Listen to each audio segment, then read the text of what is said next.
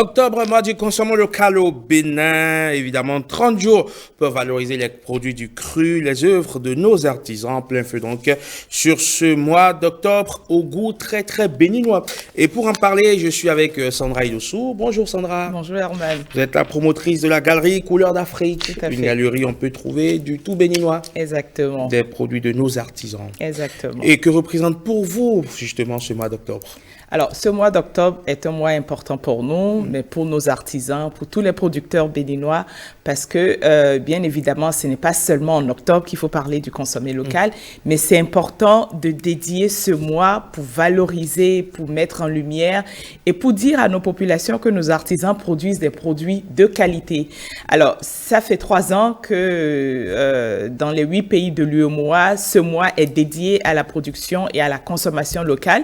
Mais ce qui est intéressant, c'est le thème de cette année, où on parle plutôt de l'élevage, de la pêche, et l'accent est mis sur la qualité de nos produits. Et donc, c'est intéressant de dire à nos populations que consommer local, ce n'est pas juste un acte patriotique, ce n'est pas juste parce qu'on veut montrer qu'on est béninois, mais c'est surtout parce qu'on veut montrer qu'on mange béninois et qu'on prend soin de sa santé. Et donc, pour nous, c'est un mois qui est très intéressant pour nous. Il y a évidemment beaucoup d'artisans, beaucoup d'entrepreneurs qui innovent, qui proposent des produits d'excellente qualité. Nous en recevons énormément à la boutique Couleurs d'Afrique et c'est vraiment un plaisir d'échanger avec ces promoteurs et ces artisans qui ne cherchent qu'une seule chose, c'est d'amener nos populations à valoriser, à consommer avec fierté nos produits au lieu de dépenser notre argent sur ce qui vient d'ailleurs. Et justement, parlant du mois du consommation local, parlant des produits de nos artisans, ceux-là justement que nous côtoyons au quotidien, on leur fait beaucoup de procès. La finition n'est pas encore ce que ça doit être. Ce n'est pas très raffiné. Est-ce que vous ne pensez pas justement qu'il est temps qu'on puisse passer un cap, comme on le dit, élever le niveau pour se mettre à un standard quand même plus ou moins international? Alors, Herman, je suis tout à fait d'accord. C'est vrai que nos artisans ont besoin de la qualité, ils ont besoin de normes, de standards. Mais ce qu'il faut surtout retenir, c'est que c'est un faux procès. Parce qu'en réalité, les produits chinois, enfin, je ne vais pas donner de nom, mais les produits importés qui sont déversés ici, qui c'est qui vérifie leur qualité? Qui sait dans quelles conditions ces produits sont fabriqués? Et donc, je pense que franchement, c'est un faux procès. Nous avons des produits de qualité. Mais si nous sommes plus nombreux à les consommer, bien évidemment, ça va pousser nos artisans à s'améliorer. Mais si c'est de temps en temps qu'on consomme leurs produits, évidemment, la qualité ne va pas suivre. Donc, pour moi, c'est un faux procès. Je prends l'exemple de tout ce que nous mangeons ici. Regardez, dans le panier de la ménagère ici, ben, quand la ménagère va au marché, 80% de ce qu'elle achète est importé. Le riz est importé, l'huile est importée, le sucre est importé, enfin, le poulet congelé, tout ça. Donc, nous avons quand même de très bons des produits de très bonne qualité et il suffit juste de faire un tout petit peu confiance et de se dire que nos artisans, certes, ont aussi leur part de responsabilité, doivent travailler sur la finition, sur la régularisation de leurs produits, sur les normes et standards, parce que malheureusement, ce n'est pas toujours très simple. Il faut remarquer qu'un artisan, par exemple, qui fait de la volaille, ben, il se retrouve un jour à être fermier, à être comptable, à être chauffeur, Donc, il y a quand même beaucoup de contraintes qui font que ces entrepreneurs ne peuvent pas être bons à tous les niveaux. Et donc, ces entrepreneurs ont besoin d'être accompagnés. Et j'espère qu'au niveau du ministère ou du gouvernement, des choses sont en train d'être faites justement pour accompagner ces artisans. Et quand on parle du consommation local, évidemment, ce n'est pas que tout ce qui est comestible. Non, pas du tout. Le consommer local, pour moi, c'est même le savoir-faire. Consommer local, c'est amener, par exemple, développer nos compétences locales. Aujourd'hui, on est fiers de dire, oui, bon, il est venu d'ailleurs, voilà, on exporte. On voit la tenue que vous avez portée, là, on voit... voilà. Alors, regardez, Herman, est-ce que ça, là, ça n'irait pas dans un bureau? Franchement. Et donc, c'est de dire que nous avons pas que l'alimentaire dans le consommer local, mais c'est aussi le savoir-faire. Faire confiance à ceux que nous avons localement, qui sont bons, qui sont intelligents, qui proposent des choses. Faire confiance à tout ce que nous pouvons mettre dans la construction, dans nos maisons, parce que nous avons des matériaux. Faire confiance à tout ce que nous mettons comme ameublement. Nous avons des artisans qui sont bons pour ameubler. Aujourd'hui, quand vous voyez les bureaux, je ne vais pas citer des noms, mais même dans l'administration publique, nous avons des bureaux importés. Alors que localement, nous pouvons avoir des meubles d'ici. Après, au niveau du vestimentaire, c'est vrai, regardez, Herman, vous et moi, bon, on parle du consommer local, mais c'est de dire que petit à petit, si nous faisons l'effort, nous allons pousser nos artisans à relever leur niveau. Mais si nous sommes là et que c'est de temps en temps. Vous voyez, cet habit que je porte là, ça a été fait par une artisane qui travaille le consommer local depuis des années. Moi, je la connais depuis des années, je la suis depuis des années. C'est une personne qui a vraiment, qui travaille pour promouvoir le consommer local. Je dirais le Made in Bénin plutôt à l'étranger, parce que localement, ben, nos gens, ils comprennent pas. Quand elle vient, quand elle expose ici, il y a combien de Béninois? Ils vont dire, Indigo, c'est-à-dire qu'on ne donne pas de la valeur à nos produits, alors que localement, nous avons de très, très bonnes raisons. Aujourd'hui, même dans les pays en Europe, ils ont compris. C'est comment faire pour consommer le naturel, ce qui est fait localement. Parce que au-delà de tout, alors quand on me demande aussi pourquoi est-ce que je m'engage dans le consommer local, pour moi, le consommer local, c'est aussi réduire un impact écologique. Parce que ce qu'on ne sait pas, c'est que ce qui vient d'ailleurs a pris le bateau. Donc, en termes d'effet de gaz à effet de serre, en termes de pollution, ben, nous contribuons énormément à polluer notre environnement. Alors que si nous consommons ce qui est produit localement, ben, ce qui a suivi le circuit court, par exemple, de l'agriculteur à mon assiette, évidemment, c'est mieux pour l'écologie. Donc, c'est pour toutes ces raisons qu'il faut que nous changions de mentalité. Je veux dire, le consommer local, ce n'est plus un discours aujourd'hui. Il faut qu'au-delà du discours, que dans notre façon de vivre, ça soit effectif. Mais quand je le dis, je parle du haut jusqu'en bas, pour que dans les pauses café, dans les bureaux, dans l'administration, dans tout ce que nous consommons, que nous puissions impulser ce changement, mais en adoptant des gestes très simples. Dire que si je fais une fête, j'organise d'abord, je fais travailler nos artisans locaux. Et puis, consommer local, c'est aussi une façon, on va le dire ainsi, de refléter une partie de notre identité. Quand on voit, par exemple, sur ces images, on a pu le voir tout à l'heure, du tchakpalo servi dans de la calebasse, comme vous pouvez le voir sur ces images. Donc, on va dire, c'est le reflet d'une certaine identité, d'une certaine culture. Et d'une certaine fierté. Je pense qu'il est temps que les Africains... Mais ça, c'est du gâteau, on a fait une extrapolation. Alors ça, c'est du gâteau que j'ai fait moi-même, d'accord, sans additifs, et je n'ai utilisé que de la farine locale. Alors, on est là à nous dire, oui, la guerre en Ukraine, on n'a pas de farine de blé, on peut pas, voilà, il n'y a pas de pain et tout ça. Mais localement, nous avons des farines. Donc, c'est ce gâteau. Alors, ce pain, par exemple, c'est du pain que j'ai fait avec de la farine de manioc. Les gâteaux avec de la farine de patate douce. Le chocolat que j'ai utilisé, ce sont du cacao d'ici.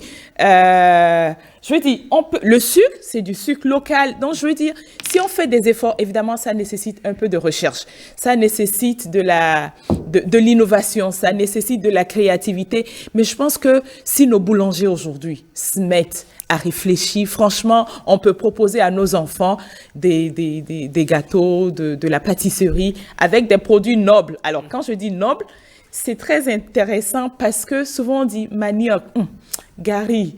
C'est-à-dire qu'on ne valorise pas nos trucs. On a une certaine appréhension. On se dit, c'est les choses du village. Non, mais les choses du village qui sont de très bonne qualité. La dernière fois, par exemple, j'ai parlé du djongoli. Le djongoli, c'est comme si c'est le repas du pauvre. C'est vraiment quand on n'a pas de l'argent pour manger les pizzas, les hamburgers, qu'on va manger le djongoli. Mais ce qu'on oublie, c'est que le djongoli, c'est un repas qui est plein de protéines végétales parce que c'est du haricot. Et donc, je pense que c'est au niveau de nos mentalités que nous devons, je dirais, améliorer et voir autrement ce que nous avons localement.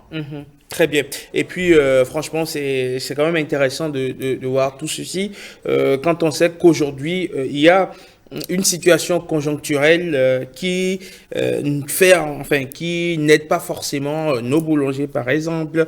Le blé est devenu très cher, ce qui fait que voilà, ça a une répercussion sur le pain.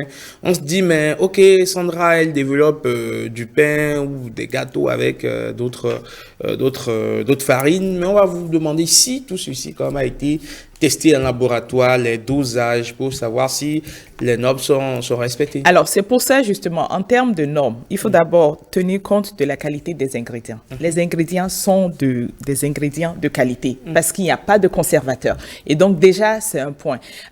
Maintenant, au niveau des normes et tout ça, comme je le disais tantôt, c'est que les gâteaux qu'on a ici non plus, hein, les gâteaux que nous avons dans nos cours de récréation, qui c'est qui vérifie leur qualité? Donc, en réalité, faut pas se dire, oui, tant qu'on n'a pas vérifié les normes, nous avons des produits de qualité parce que ce sont des produits naturels qui ne sont pas ultra transformés. Vous voyez, si vous prenez la peine de lire ce qui est marqué sur nos paquets, les paquets des produits importés que nous consommons au quotidien, mais vous allez vous rendre compte que petit à petit, nous sommes en train de nous empoisonner. Tous les conservateurs, comme mes enfants diraient, les E, et voilà, parce que quand on lit les composants de tous ces produits chimiques, on se rend compte que ce sont des produits qui sont parfois cancérigènes. Et donc, aujourd'hui, il faut que petit à petit, nous changions de mentalité. Une fois encore, je vais le répéter parce que nos produits sont de bonne qualité. Évidemment, les artisans. Alors, moi, ce que je le fais à la maison pour ma famille parce que je veux que nous mangions de la qualité. Je ne suis pas boulangère et donc je ne produis pas pour la... Voilà. Maintenant, l'idée, je le fais pour montrer que on a des solutions. Et petit à petit, il y a des artisans qui commencent par produire aussi. J'ai vu la semaine dernière notre sœur de Saveur du Bénin, voilà, Valérie, qui a fait du pain, de très bon pain avec de l'igname. Donc, petit à petit, il y a des essais comme ça qui sont faits. Maintenant, il faut que j'imagine qu'il y a une association de boulangerie. Absolument. Ici, voilà. Que cette association regarde et puis étudie la faisabilité de cela dans d'autres pays, au Sénégal, au Mali et d'ailleurs au Cameroun. Le pain de manioc est déjà dans les rayons. Et donc, aujourd'hui, qu'est-ce que nous attendons? Nous attendons peut-être que souvent, on attend que le gouvernement nous tire par la main pour dire, bon, allez vers ici. Nous avons des opportunités. C'est à nous de les saisir. Et je lance justement cet appel aussi à tous les artisans qui ont des idées pour dire, n'attendez pas forcément. Faites l'effort de proposer et puis faites-vous connaître. Là, par exemple, par rapport au mois du consommé local, nous avons lancé un appel où nous demandons à tous ceux qui produisent des produits d'exception de venir participer à un apéro qu'on organise chez nous à la Galerie Couleur d'Afrique. Notre objectif, c'est de montrer que localement, nous avons des choses. Hier, je vous jure que j'ai goûté un couscous à base de patates douces. J'ai trouvé ça délicieux. Et je dis à la dame, mais comment se fait-il qu'on ne vous connaît pas? Comment se fait-il qu'on se rue encore sur le couscous à base de blé qui sont déversés sur nos marchés? Et puis elle me dit, madame, j'essaye, mais les gens, ils veulent pas parce que ils disent que c'est c'est local. Parce que pour le commun des Béninois, quand c'est en boîte, c'est vrai, le packaging compte beaucoup. Le packaging permet de valoriser un produit, mais au-delà du packaging, faisons l'effort de déguster ces produits parce que nous avons effectivement des pépites. Et tous les jeudis, nous sélectionnons quelques artisans vraiment qui ont des pépites et nous les faisons connaître pour dire à la population, ouvrez un peu votre esprit et essayez de nouvelles choses parce que ces nouvelles choses que vous allez essayer, surtout tout ce qui est alimentaire, c'est d'abord pour votre santé. Mais d'autres vous diront que consommer local, c'est caprice de bourgeois. Je peux le comprendre, mais vous savez comment je réponds? Je donne un exemple très simple. Mon riz aujourd'hui, le riz local, le riz béninois que j'achète, il me coûte 3 800, parfois 4 000, le sac de 5 kilos. Le riz d'Indonésie, de Chine, voilà, il va me coûter 1 000 francs de moins. D'accord. Si je fais le calcul, effectivement, ça me coûte plus cher. Mais vous savez la réflexion que je mène? Je me dis, je préfère investir dans ma santé aujourd'hui que dans 5 ans, être obligé de dépenser ces différences de 1 000 francs là pour aller me soigner parce que j'aurais mangé du n'importe quoi. c'est vrai, le consommer local a un coût et d'ailleurs, c'est pour ça que le gouvernement et toutes les institutions publiques doivent accompagner cela pour rendre, je dirais, pour subventionner. Parce que si l'agriculture, si le consommer est moins cher, si les produits qui quittent les autres pays, qui passent des mois sur des bateaux, qui viennent ici, s'ils sont moins chers, c'est parce que ces produits aussi sont subventionnés là-bas. C'est parce que l'agriculture est subventionnée là-bas. Donc, je pense que même si notre pays a beaucoup de priorités, consommer local ou manger sain devrait être aussi une priorité. Et donc, aujourd'hui, je voudrais aussi lancer un appel à nos autorités pour accompagner tous ces producteurs pour rendre la vie, je dirais, un peu plus facile et rendre les produits accessibles. Parce que je suis d'accord que si je n'ai rien à manger, je ne vais pas réfléchir à ma santé dans 5 ans. Tout de suite, je vais me dire, ça me coûte moins cher et donc je préfère aller acheter le poulet congelé, même si je sais qu'il est malade, enfin, même si je sais qu'il va me rendre malade, je préfère régler mon problème d'aujourd'hui, alors que si j'investis dans la volaille produite localement, c'est de la santé. Et donc, je sais, je reconnais, mais c'est petit à petit, avec tous ces efforts cumulés, que nous arriverons à réduire les coûts du consommé local. Et puis après, on se dit, mais après le mois d'octobre, où tout le monde se rue sur la question, il y a une forme d'hypocrisie généralisée parfois. Après le mois d'octobre, c'est fini, on passe à autre chose là. Je suis tout à fait d'accord et d'ailleurs, je suis la première à fustiger le fait que dès qu'on finit le mois d'octobre, tout le monde continue pas vivre sa vie. Et c'est pour ça que, à l'entame de cette discussion, je disais que le consommer local, c'est une mentalité. Ce n'est pas que le mois d'octobre, mais c'est tous les jours. Faire l'effort de dire, quand je dois faire mes courses, qu'est-ce que je choisis? Est-ce que je vais d'abord... Évidemment, il y a des choses que nous n'avons pas localement. On est d'accord. Si j'ai besoin d'un téléphone, malheureusement, je suis obligée d'acheter une marque étrangère. Nous avons des produits Il y a quand même notre compatriote qui se retrouve aujourd'hui du côté de la Côte d'Ivoire, qui a développé un téléphone qui parle plusieurs langues africaines. Qui est très bien d'ailleurs, qui est très bien. Nous avons aussi un autre compatriote qui propose des ordinateurs locaux. Donc, c'est vrai que petit à petit, nous commençons par avoir je dirais, des choix. Et donc, il faut que ces choix soient accessibles. Mais je voudrais dire que le consommer local, ce n'est pas seulement le mois d'octobre. Et je voudrais aussi vraiment lancer cet appel. Je le dirai encore pour nos autorités. Parce que pour moi, si ça commence par eux, vous allez voir, c'est un effet de levier et ça va vraiment bouleverser beaucoup de choses. Si nos autorités elles-mêmes, au lieu de se mettre tout le temps en costard, si elles commencent par se mettre en tenue locale, vous allez voir que petit à petit, on va y arriver. Au Burkina, les autorités, bon, avant les coups d'État, hein, d'accord, parenthèse ouverte et fermée. Voilà, mais consommer le pain tissé local, c'est devenu une façon de vivre. Les écoles aujourd'hui, alors nous avons fait la rentrée il y a quelques années, nos enfants, une fois encore, se sont tous mis dans le kaki qui est importé encore. Alors que petit à petit, si nous travaillons sur le pain tissé local, petit à petit, dans quelques années, nos enfants auront que le pain tissé. Et tout ça, c'est de l'éducation pour que petit à petit, on amène nos enfants à voir ce qu'on a d'ici, mais avec fierté. Parce que tant que dans nos têtes, nous n'allons pas changer cette mentalité de faire croire que c'est ce qui vient d'ailleurs qui est bon. Tant que nous n'allons pas nous dire que ce que nous avons localement, nous pouvons les regarder aussi avec fierté. Nous continuerons chaque année à venir ici à parler de consommer local sans que ça ne change nos habitudes. Très bien. Et puis, il faut faire un coucou à tous ces créateurs de mode aussi qui s'y mettent aujourd'hui pour valoriser nos produits locaux, pour valoriser le pain tissé, par exemple, donc le canvas et tous ces et les autres dérivés donc de ce produit-là. Merci beaucoup à vous, Sandra Idossou. C'est vite passé. Hein. Oui, c'est vite passé. Donc, du coup, il faut que je revienne. On aura d'autres créneaux pour continuer par évoquer la question. En tout cas, tout au long de ce mois d'octobre qui est dédié justement au consommation local. Merci beaucoup. Merci. Et je voudrais juste dire une seule phrase. Consommer local, c'est consommer de la santé.